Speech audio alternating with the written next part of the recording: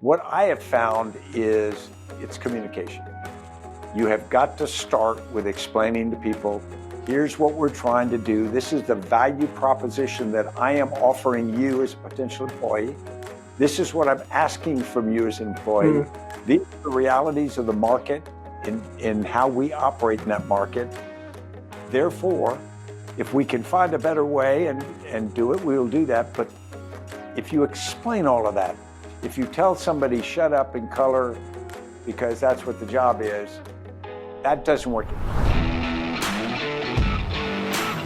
Welcome to Paychex Thrive, a business podcast where you'll hear timely insights to help you navigate marketplace dynamics and propel your business forward. Here's your host, Gene Marks.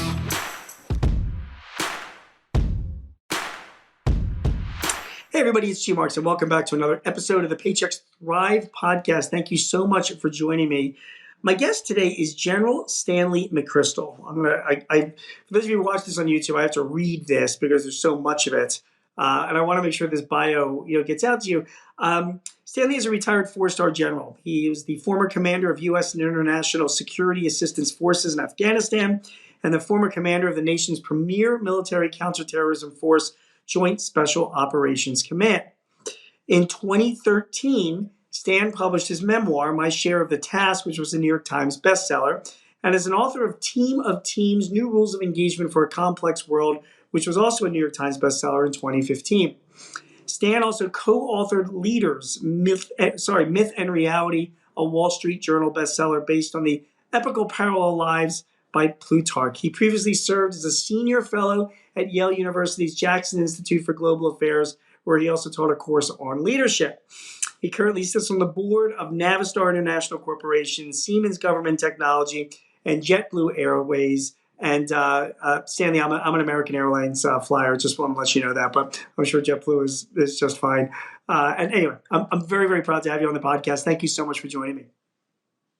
Gene, it's my honor. Thanks for having me. Yeah, it's good to speak with you. You and I spoke about a year ago on my BizBooks platform after your book came out, and we talked in detail about the book. But this conversation, like I kind of mentioned to you before we started recording, is really about leadership. I mean, our audience are business owners, small and mid-sized businesses, and managers. They're leading teams, they're leading organizations, and I think you have a lot of really great advice to share. I know you write and speak on this topic a lot. So let's talk about leadership. My first question to you is about your core philosophy on leadership. What is it, Stan, and how did it evolve over the years? Yeah, I think my core beliefs on leadership is that it emanates from the individual, and it starts with the ability to show self-discipline. Most of us know what good leadership looks like. We've been exposed to it. We've also seen bad leadership. We can read books with lists of traits of good or bad leaders. We don't need to be told how to be a good leader. We need to learn how actually to get ourselves to do that. And to me, that comes down to self-discipline. You're in an instance where you should treat somebody a certain way and you don't. And you walk away going, wow, that's really not me. So there's a question there. Or the things you ought to do to be better prepared to lead your team, to be more knowledgeable about something, to be better physically ready, whatever it is to be more effective for your team. Why is it you sometimes do it and maybe too often don't do it? And so it comes down first and foremost to leadership resides inside the individual. And if you don't have solid values, if you don't know who you are, you're always a bit adrift. Right. I step one step away from that idea that it is all inside the individual. It's also contextual. I could make an argument that Gene Marks could be the perfect leader for the perfect moment in organization X, and you could be parachuted in and you could turn it around and save the day. And then we could pick you up and we could put you in another organization and you might get a very different outcome. And you did not change. The context of the moment, the followers, the situation that's involved, a little bit about you personally. But really, we need to understand that the person who is appropriate and perfect for one moment may not be for another. And therefore, I don't think there's anything as a generic perfect leader. It is hard to define leadership only because, like you said, it's not generic. It really kind of depends on the person. So talk to me about yourself. I mean, what kind of a leader are you or were you? Yeah, I've evolved a lot as a leader, but there are some core things that have stayed. When I was a young leader, probably like many young leaders, I very much wanted to establish myself. When I first came out of the United States Military Academy in 1976, the Army wasn't in very good shape then. I took my first platoon, and it was kids from parts of the country and parts of society that didn't have the advantages I did. Mm. And I wanted to be in charge. I wanted to tell them what to do because that was my job. And I wanted to be looked at as the officer, the lieutenant, the leader. What I learned over time was, in reality, in most of what we did, they knew more than I did. They'd been around longer. They had different perspectives. They were sometimes streetwise, or I'll call woods-wise. People had that background. There were some talents and education I had, but I was really a piece of a puzzle. And if the puzzle was complete, we were a pretty good platoon. Any one of us or without it, we were not. And so still, for about the first 10 years of my career, I was a very driving micromanager. And when you lead organizations small enough where you can sort of get your arms around it, you can get away with that. You can essentially move every chess piece and make it work. And then about the time I was mid-30s, I was commanding a Ranger rifle company, a more elite organization.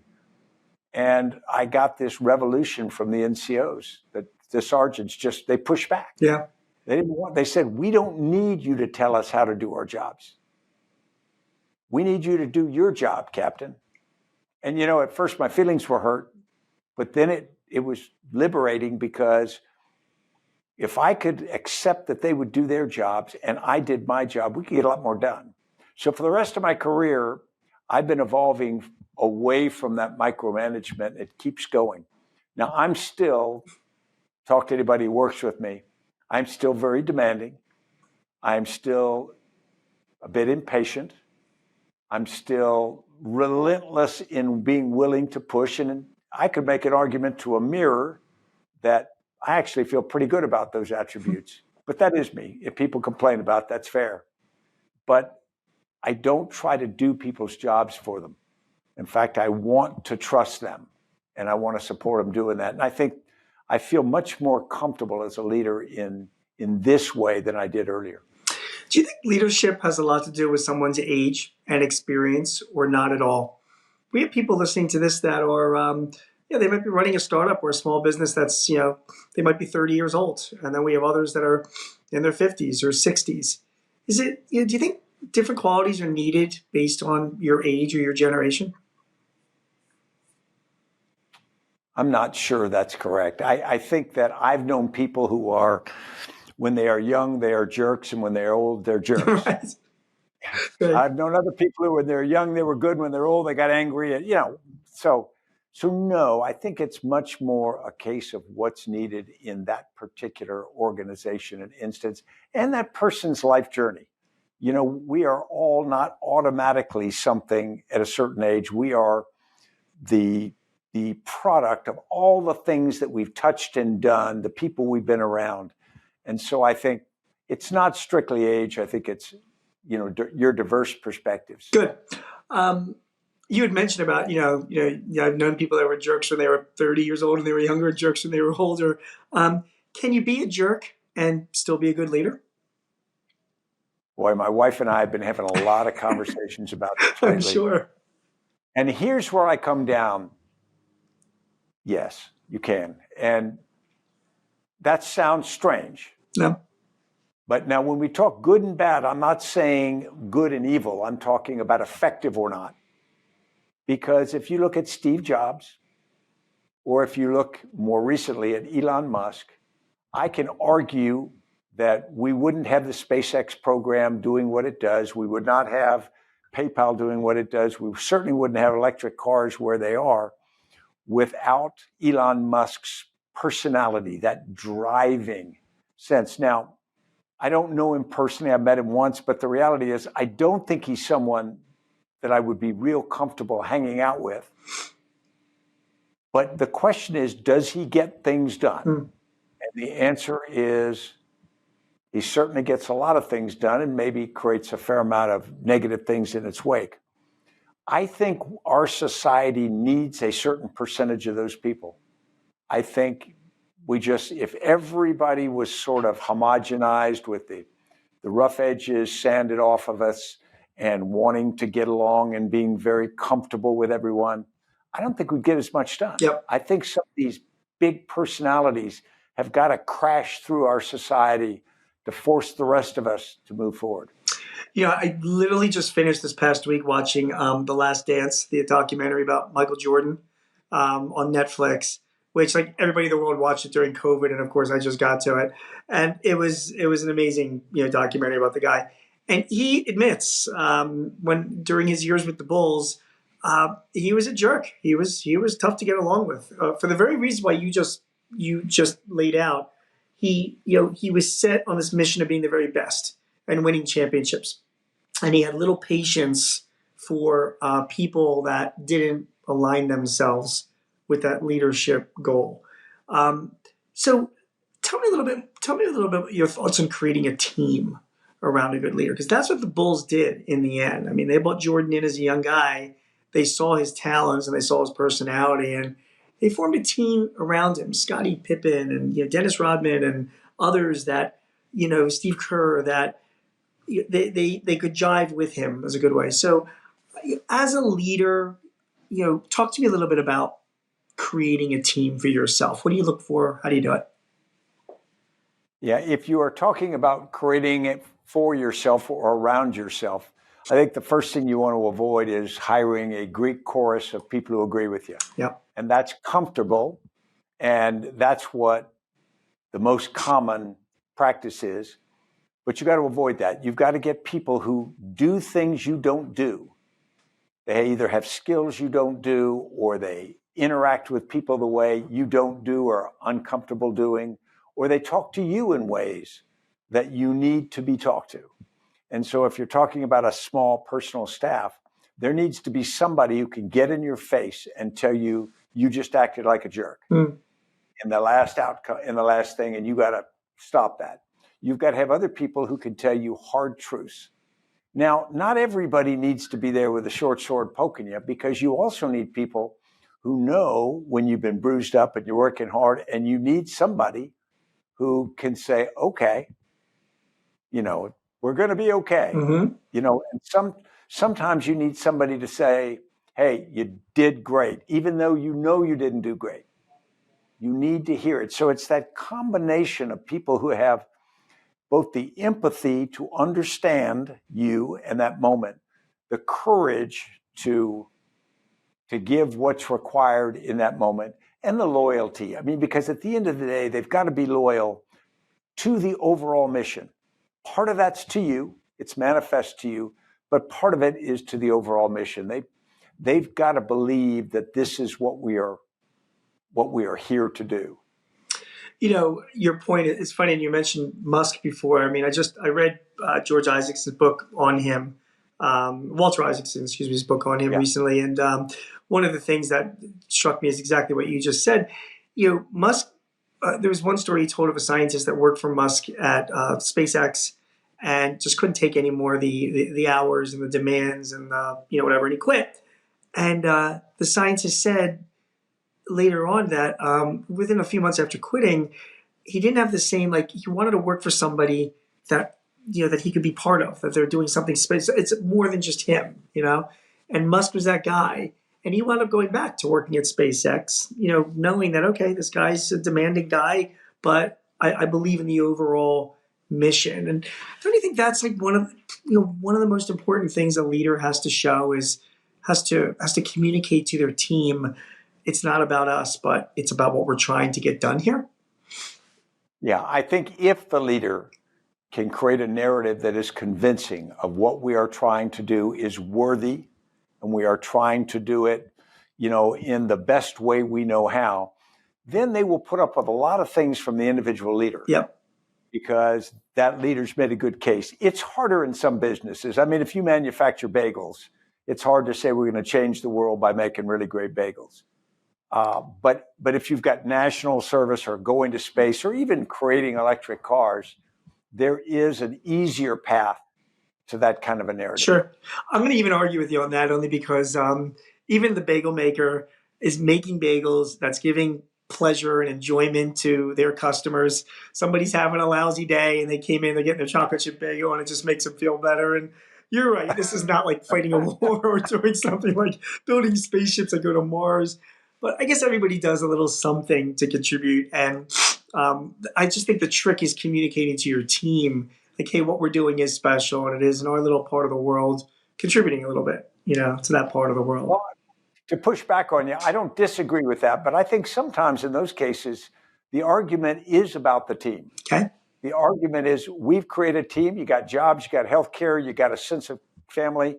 This is what life is. Yeah. Yeah. And sometimes a lot of people don't realize that, nowadays, that this is what it's all about.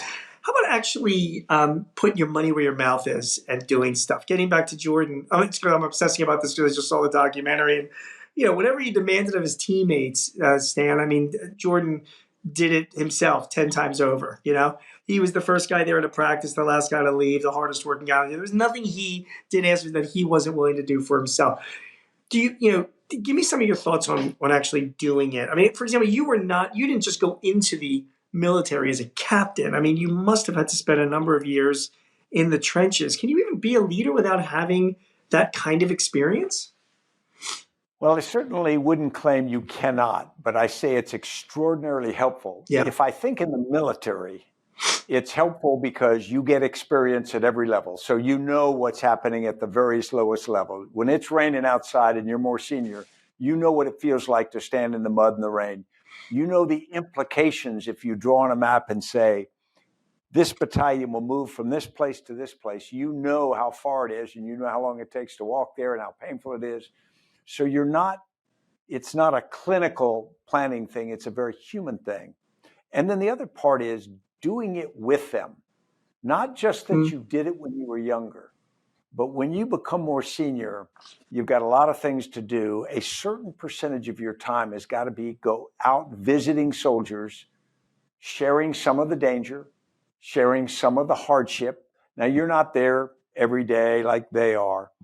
And they know that. And they don't want you to be, but they want you to come out there and share it with them to part of the time. And I found that I got tremendous credibility from soldiers for making the effort. And I know every military leader that I've been involved with, particularly when it gets really bad, go to that place where you've just had the most casualties, where the worst things are happening. You, the leader, go there. Plant yourself there, and it sends a powerful message, one about the importance of it and your willingness to do that. You don't just become a general by mistake. It takes a long time to navigate, the organization.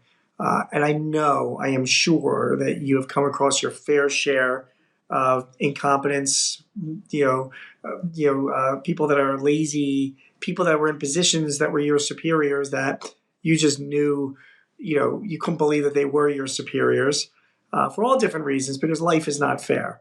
How'd you deal with that? That's it. I love your quote, you don't become a general by mistake. And the answer is, I've always thought a few people do. Here's the way I think of it. The military really does a very good job of preparing people, selecting talent, whatnot, but not a perfect job.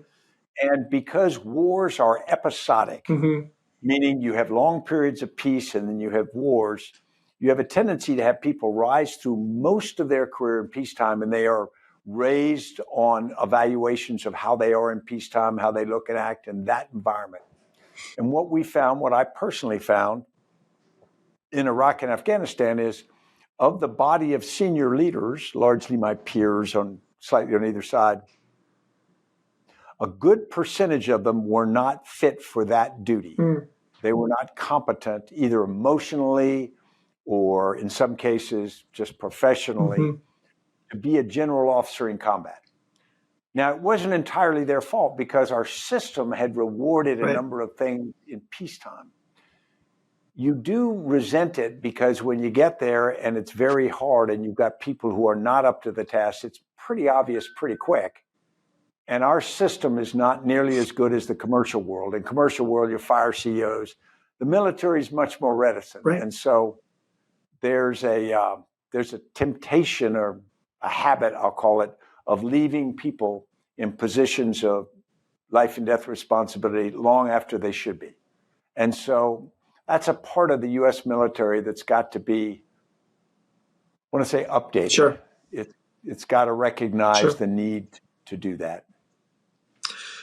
As a as a leader now in an organization, tell me how it's different running a business today versus when you were in the military and running a team there. The military was easier because there was structure. Yeah. You wear your rank on your uniform. People know what you've done to get there. And in the civilian world, there's rank differences and whatnot, age differences. It's much more, at least on the surface, egalitarian. At the same time, the challenge in a civilian business, in my view, is to set clear standards and expectations. Civilian businesses only work if they make money. And so the first thing is you've got to create a model that, if you do it correctly, makes money, because otherwise it's a hobby. Right. You create that and you set expectations. And a lot of your employees that come in may not have much experience either in business or in life at that point. And they're trying to figure out, now, wait a minute, are these expectations fair? Are they this? Are they that? The great driver is capitalism, the profit and loss requirement. You can argue about work-life balance. You can argue about any of the number of things which we make hot button items now, which are great unless you don't make money. Right. And in which you don't make money, it's all academic. And so what we've got to do is make sure we cross over and say there are things that we would like to do that we can't afford to do because they won't work. There are other things that we just should do, and we've got to try to work our business processes and models so that they will allow it. Right. We can take care of our people and that sort of thing. I can't even imagine some of the circumstances for yourself coming out of the military for all these years, now running a business and dealing with today's workforce where, it's younger. There's a lot of demands for flexibility and working from home and, different things. But it's the nature of the workforce, and my smartest clients, remember, most business owners more than half are over the age of 50. So there are plenty of older people that are running businesses, but my smartest clients have, they might grumble a bit about it to their spouses, but, they adapt, in the office. I'm kind of curious how you adapted to that, coming from a military background and now being in the private sector with a completely different type of person that you're managing. It takes adjustment. I think the first thing is we're all people, and we say that, we have our biases, and it goes in every direction. Young people look at an old person and they're immediately biased and thinking, what does the boomer think? Yeah. The old person looks at young people and we automatically think that they think certain things. And of course, in no case is our perception accurate. And it certainly isn't accurate in the aggregate. It might be accurate in the individual. What I have found is it's communication. You have got to start with explaining to people, here's what we're trying to do. This is the value proposition that I am offering you as a potential employee. This is what I'm asking from you as an employee. These are the realities of the market in how we operate in that market.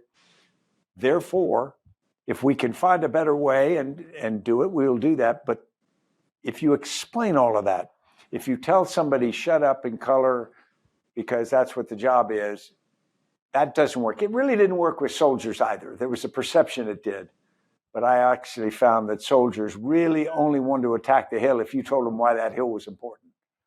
And so it's an exercise in that. In the civilian world, in today's environment, it's just more informal. And so young people are, perfectly happy to ask, hey, Stan, why aren't we doing X? And, it takes a second, you've been working real hard and you go, okay. Did he just ask me that question? how I should answer that question, and I'm sure everybody goes through it, and I'm sure they feel the same about my answer. So a lot of people love to ask about lessons learned and what they, failures they've had in their careers that taught them or whatnot. But I'd like to see if you can dig back a little bit. Pat yourself on the back a little bit. Give me an example, sometime in your life, in your leadership life, where you nailed it. You did something right. Where you look back and you're like, in that one instance, that one thing that I did, it was I handled everything right, and this is why. Like, I'm proud of what I did as a leader. Can you share an example? I hope you can. There are not a lot of those, Gene, so you made this hard. We won't be sitting here otherwise. Yeah. When I was a battalion commander in 2nd Ranger Battalion, I wanted to have the battalion become proficient in unarmed combat because that gave them an option not to kill an enemy soldier, but instead to deal with them otherwise. And it's a good thing for them to be good. And none of them were. So the Army's program wasn't any good. I hired in this wrestling coach. I hired a karate guy. I hired a bunch. And they come in and they teach a small group of people. And the idea was train the trainer. That small group was going to train the battalion. Could never get it to take. And then decided to bring in the Gracie brothers who do Brazilian Jiu-Jitsu. And that was important. But the most important thing is we got all the platoon sergeants in the battalion. These are the senior sergeants in every platoon of 42 people. So they are really the culture carriers for the battalion. Okay. And so there are about 12 of them. And we got them and we put them in a 2-week course and we had them get truly proficient with the Gracie brothers. And what it did was, as soon as these sergeants, influencers, you could call them, as soon as they came out of that course, they were proud of what they could do. They were going to show the Rangers what they were going to do, and they were confident in teaching the Rangers. Once we recognized who the influencers were and got to them, it went through the battalion almost immediately. It was amazing. So you learn who really gets people to do things or believe things. And that's a form of leadership. It's figuring out what changes the direction of an organization. And you got to find the right people. I only have a couple more minutes with you, but I did have to ask you. I recently went to an Italian restaurant with my family, and it's a chain restaurant. And I went in there, Stan, and from the person that greeted us at the door, all the way through to our serving staff, all the way through to the busboys coming around and picking up our plates, everybody was great. They were cheerful. They were courteous. They were these, and this is 2023, where there's a lot of, hourly workers out there that aren't so happy with those. These people seem really good with their jobs. And it was it was kind of an eye-opening thing to me. And my feeling was, this has to come from the top, right? But why do you think that is? Why are some organizations run in such a way where people are proud to be working for them, why they're happy in their jobs, and why that comes through to their customers? Why do you think that is? I think it starts with the organization knowing how important that is. From the top, yep. They know that experience, which you just described, is the most important thing. You probably can't remember what you ate, and it doesn't matter. A veal parm, by the way, but you're right. I get the point. How you felt. And so the reality is they understood that was important, and they probably have in place a number of different things that reinforce that. First, right. Clear standards, what people want from how they want employees to act, peer pressure from other employees because, hey, this is not the way we do it. I would imagine that the leadership reflects the same behaviors. Yep. And then there's likely reinforcement systems that says, if you do that really well, that's reinforced. If you don't do that, that's noted. And it's just really understanding what the critical aspect of demeanor in service really is. I've been speaking with Stanley McChrystal, is a retired 4-star general, now a speaker, an author of a few books, a board member. General McChrystal, how do we get in touch with you? How do we find out more about what you do? Well, I am at mcchrystalgroup.com, and we're a 101-person consulting company in Alexandria, Virginia. And you consult on leadership, I guess, right? And management. Well, leadership, but more broadly, we do management overall. We make organizations function better. Great. Well, Stan, thank you so much for your time. It was a great conversation. I always learn a lot when I speak with you. So thanks. I want to wish you best of luck going forward. Thank you, Gene. Everybody, you have been listening and watching to the Paychex Thrive podcast. My name is Gene Marks. Thanks so much for joining us. If you have any questions or you'd like to suggest a future guest, please visit us at payx.me/Thrive Topics. Again, thanks for joining. We'll see you again next week. Take care. Do you have a topic or a guest that you would like to hear on Thrive? Please let us know. Visit payx.me/Thrive Topics and send us your ideas or matters of interest.